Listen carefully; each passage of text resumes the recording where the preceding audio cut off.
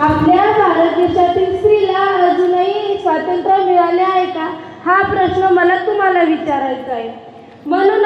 म्हणूनच एका बापाला आपल्या मुलीबद्दल किती काळजी वाटते हे मी माझ्या कवितेतून मांडण्याचा प्रयत्न करते.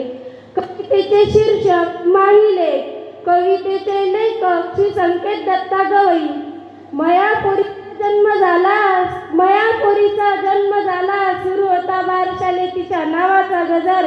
मयापोरीचा जन्म झाला सुरू होता बारशाले तिच्या नावाचा गजर. अन तेवढ्यातच माझ्या लक्षात आलं कशी मयापोरीबद्दल माया या गावाची नजर. अन तेवढ्यातच माझ्या लक्षात आलं कशी असल मयापोरीबद्दल माया या गावाची नजर.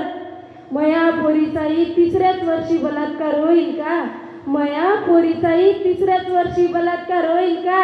अन सांगा ना मग काय, या समानतेच्या दुनियेत माई लेक सुरक्षित राहील का?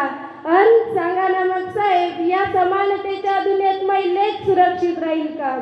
माई लेकही त्या शाळेत जाईल, माई लेकही त्या शाळेत जाईल. त्या शाळेतील पुस्तकात माय जिजाऊ सावित्री रमाई मातेला पाहिल.